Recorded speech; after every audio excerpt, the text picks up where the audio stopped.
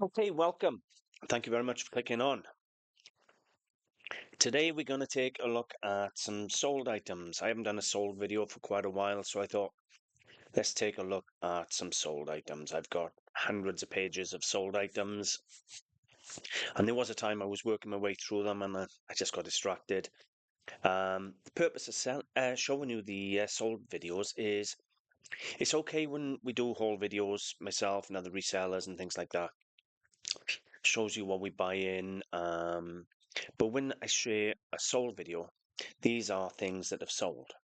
So it's more of an inside, did they sell, what they sell for, things like that. And if you sell on eBay or Etsy, whatever you sell, these things then you can look out for at car boot sales, charity shops and things. And that way then it gives you an idea what to buy. So that's the purpose of today's video, is share a bit of love of the antiques I've sold or collectibles I've sold, and hopefully give you an eye-opener what you can pick up if you're out and about. So before I get into the video, for those of you who don't know me, my name is Walter O'Neill. I'm the founder of AntiquesArena, and you can find me on AntiquesArena.com.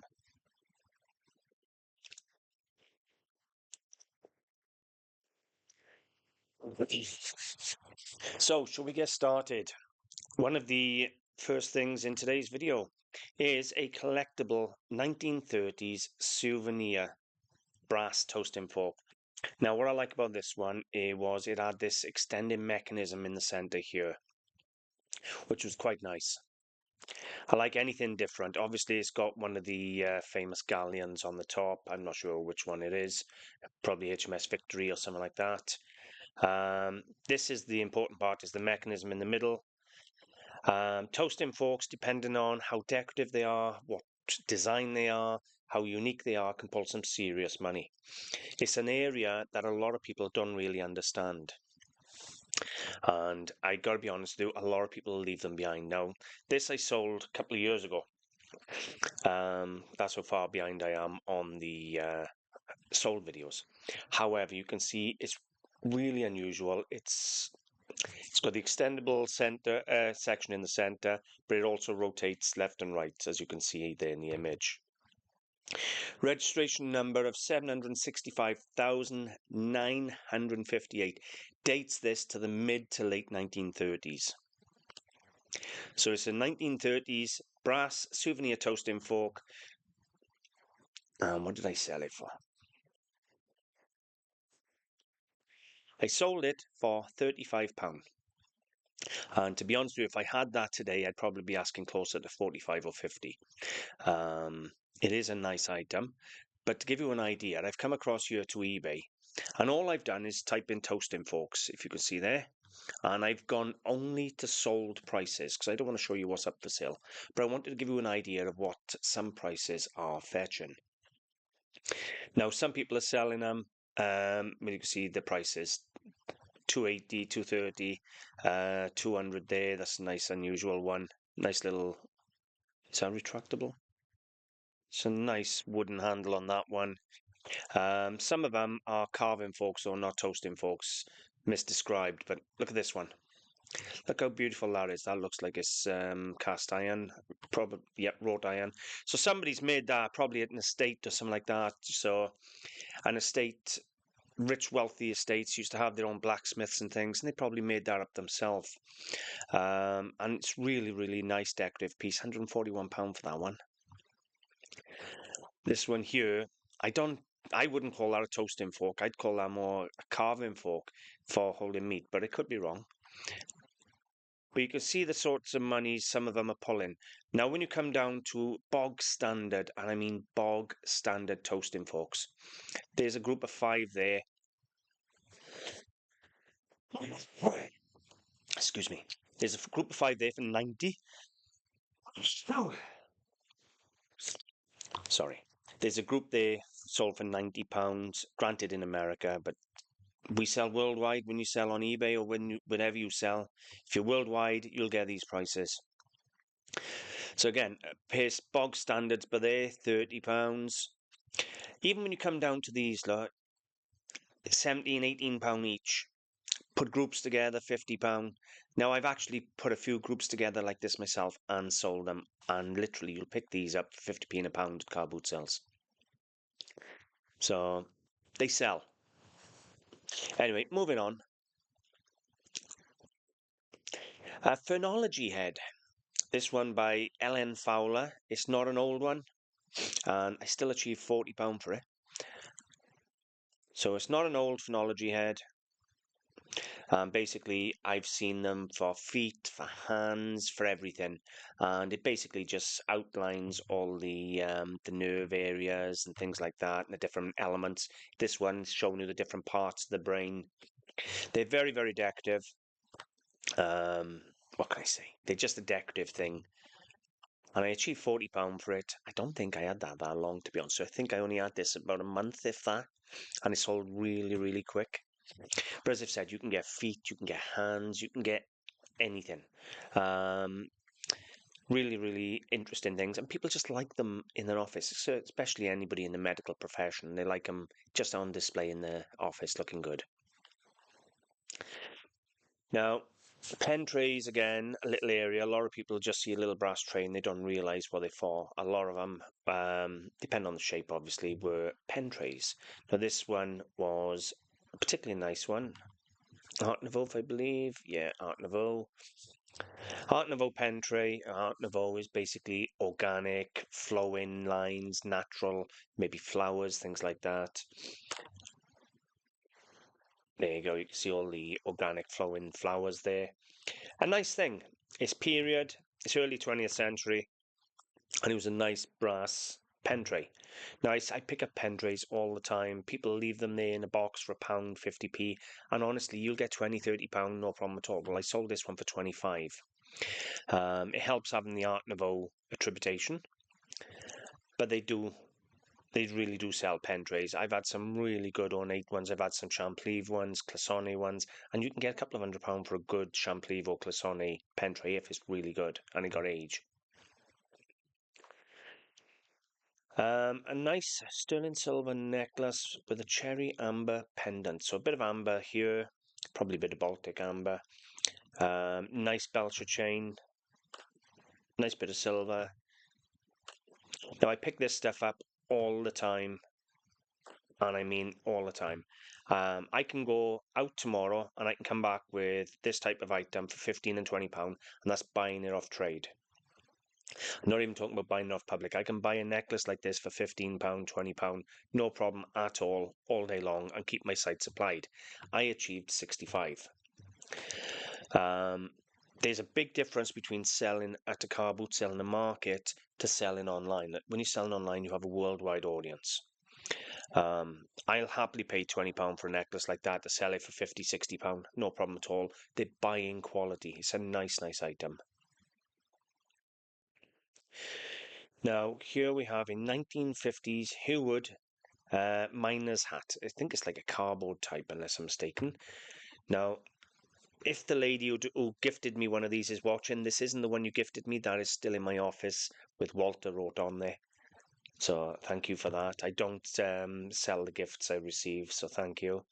But yeah, I received one of these as a gift because I love mining and mining memorabilia. But she wrote my name in mine, Walter. So as you can see, this one isn't that. Actually, I think I sold this one quite a while earlier. Anyway, beautiful thing, 1950s coal miner's hat. And I love anything to do with coal mining, whether it's a lamp, whether it's a check. In fact, I listed a load of tally checks last night, and look at this, for a really nice early miner's lamp. Long before the introduction of the Davy safety lamp. So, I don't do a lot with clocks. I've had such bad history with clocks where people have had them and they haven't kept good time, they've sent them back, or people have had them, they've messed with them, broke them, sent them back. So it's got to come in for me to buy a clock and sell a clock. It's got to come in at the right money. It's got to be a really good looking item. This was a lovely barrel clock, and it was running, so a good age, good condition, good quality, and running. There you go. Nice thing anyway. All the details will be there. Swiss made, Buren, clock movement. So if somebody wanted to put that into a housing, for £45, it's an original period clock and it was running. So that was a nice little thing. I don't know what I paid for it. These things I've sold quite a long time ago. For me to find out exactly what I paid, I'd have to go through all my account books. However, I don't think I had it long. Now, Sylvac, these Sylvac animals, if you went back 15, 20 years ago, each of these animals would have been £15, £20 each. But Sylvac, yet again, as other things, come drastically down in price. Now, these animals come in all sorts of sizes, from a few inches to massive, really big examples. I've seen huge doorstop size examples of these. I bought them in as a group. I wouldn't have paid more than a fiver, I don't think, for these as a group.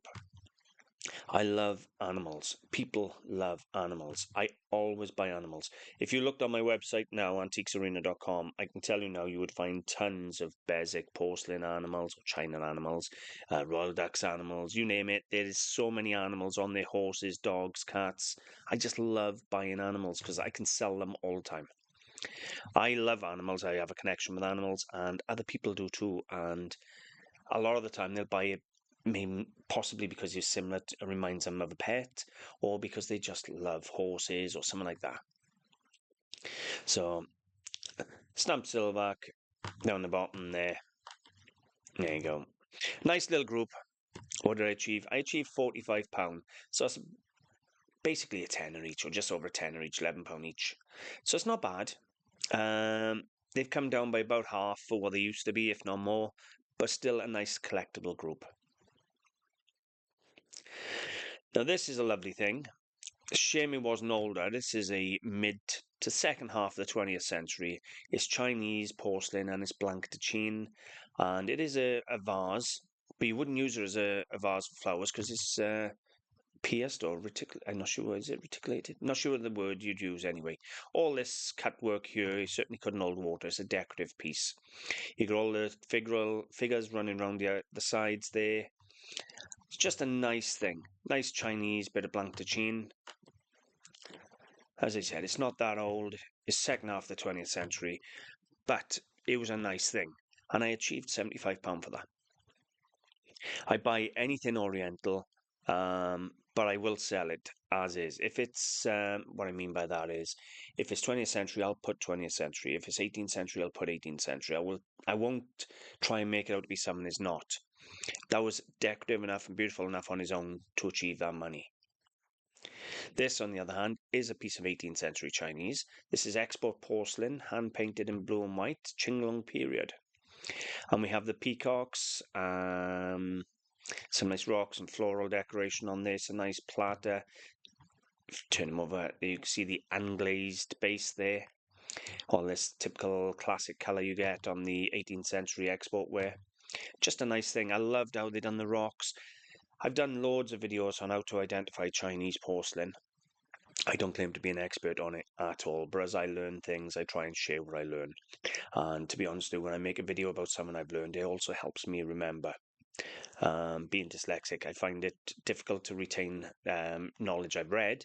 So when I learn something, I make a video about it, talk about it, and it just stays with me. So, nice thing, some nice butterflies around there. It's just nice, really nice, honest 18th century Qianlong platter. Now I achieved £225 for it. Size was 27 centimeters. So it's not the biggest platter. I've had them double that. But that's a nice thing, nice condition, nice platter. I was really pleased with that. And then there was this. This is a late 19th to early 20th century Japanese porcelain Buddha. Again, anything Oriental I buy. This was about 6.5 inches tall, hand painted again. Just a really nice Buddha. Buddhas always sell. And there's the marks. I believe I translated that. I'm not 100%, but I think I translated it. Hoity the Happy Buddha. I can't see if I translated it.